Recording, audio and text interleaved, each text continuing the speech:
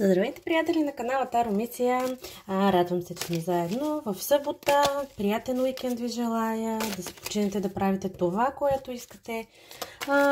Пък аз ще видя за вас днес какво ще кажат картите за тези, които изпитват някакво разочарование, нещо, което ги тревожи. Да видим, то така си излезе нещо веднага. Какво ви тревожи, какво да предприемете, за да облегчите това безпокойство и какво да избягвате и какъв би бил съвета на картите за тази ситуация. Така, какво ви тревожи? Да видим сега тук. Тревожи ви, тревогата ви е свързана е с пари до някаква степен, може би с материално благополучие, обаче въпреки че имате тревога в това отношение, имате и надежда. Тя си излиза тая надежда още в началото. Свързана е с материално благополучие тази тревога, вероятно. Я да видим сега какво може да предприемете, за да облегчите това безпокойство. Можете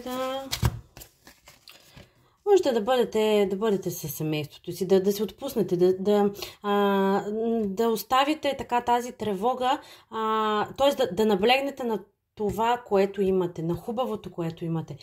Да не се фокусирате върху това, което нямате, защото имате много. Излиза тук, че имате много и то ви е достатъчно. Няма нужда да го обесценявате. Ще получите някакво важно съобщение, нещо хубаво ще чуете, ще разберете. Сега какво да избягвате, какво да не се фокусирате, аз казах все пак, но избягвайте това да се отчаивате.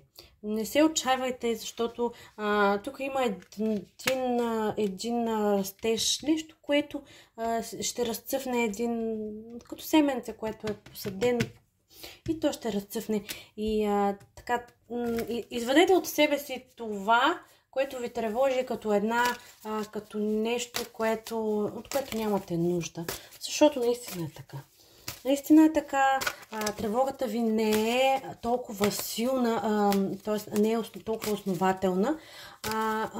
Нещо като в принципа беседа има за нещо да се тревожа. Или не е някаква тревога, която си заслужава толкова много вниманието, но вие сте свикнали да се тревожите като цяло. Това е определено е така. Свикнали сте да се тревожите и в крайна сметка, като помислите малко, като си извадите от съзнанието идеите, които имате и ги вкарате в действие и си включите вашия живец, който си съществува, нещата ще се случат по един много добър начин и тази тревога няма да бъде толкова важна в живота ви, тя няма да ви контролира по начина, по който и позволявате да го прави. Не бъдете твърде критични към себе си, защото това намалява вибрациите ви. Тук излиза, че тревогата ви е една мъничка тревога. Нали, вас много ви травмира, така да се каже, обаче тя е мъничка. Мъничка е и просто трябва да я пуснете. Тя е товар, който вече не ви е необходим. Имате потенциала, имате тази енергия да не позволявате на това да ви контролира. Създайте си около себе си един така кръг, който да ви позволи да бъдете себе си.